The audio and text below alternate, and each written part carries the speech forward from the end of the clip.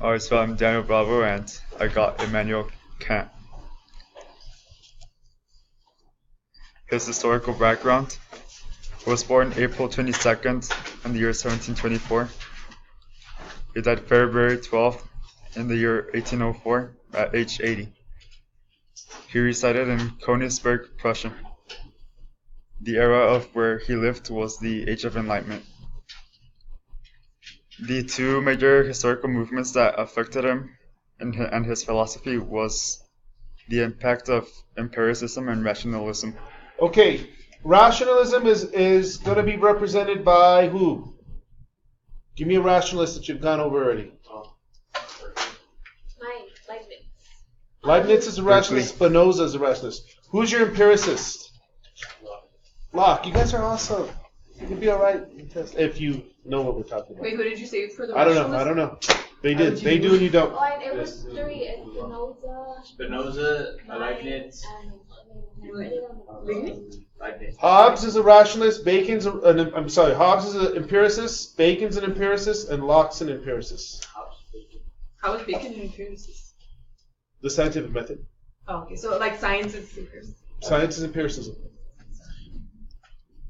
Alright, so Kant thought it was scandalous for philosophy to be reduced to the ideas of Berkeley, Idealism.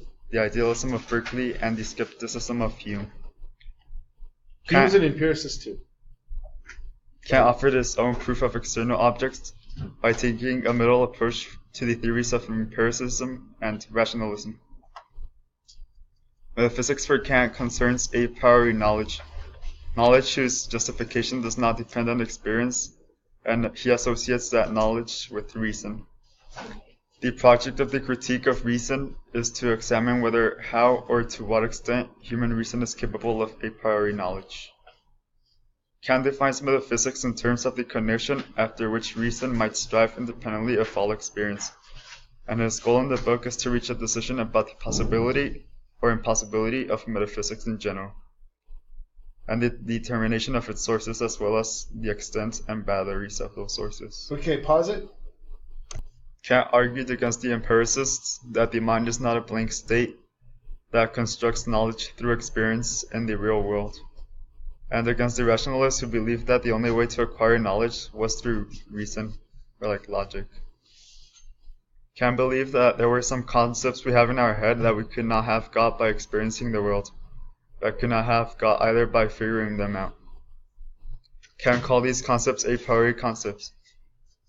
In addition to this idea, Kant realized that some concepts like space, number, and time must be built into us from the beginning. He believed that our brains they were hardwired to experience the world in that certain way. These synthetic a priori concepts must be a condition of having a mind, or all organisms with a mind experience these concepts. So we have to use our logic, right? But we also have to use our experience. Kant theorized that our minds impose forms onto our sensations. Our sense data are processed by the mind in such a way that we have a sort of experience. Okay, pause it.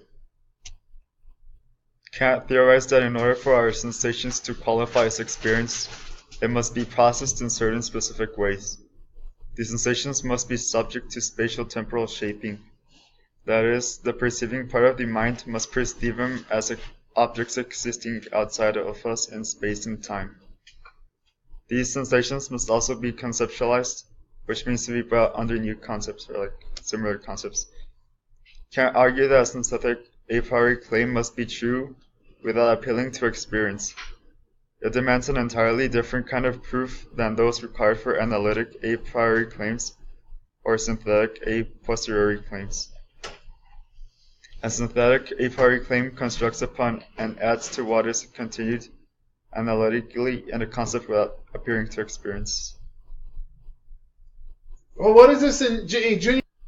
Kant's philosophy raises questions, such as, if we experience the world in these ways, then how do we know that the world is really like that? Or, how are synthetic a priori judgments possible? Kant resolves these questions by taking the whole world and dividing it into two parts: the phenomenal world, which is the world as we experience it, and the noumenal world, the world as that is, independent and undiscoverable. If we can answer that question, then we can determine the possibility, legitimacy, and range of all metaphysical claims. Okay, so a synthetic a priori. If you give plants water, if you don't give plants water, what happens to them? That's it. That's a synthetic a priori. Okay. It's a fact. That's pretty much what he's trying to get to. Okay. Kids should smoke pot. No, based on what? Based on science. Okay. Sorry.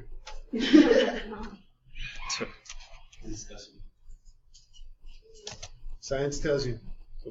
Go ahead. I go back or? No, you're fine. Oh, okay. Hold on. Phenomenal means to experience something like a child does, without thought. Okay?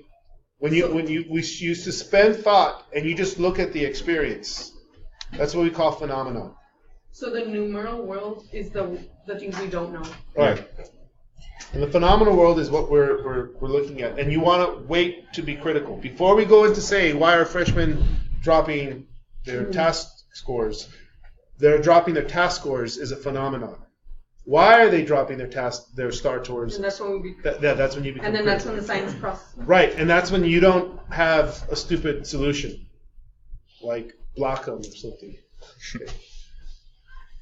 The solution that I gave to the school is actually rejected. What did you give them?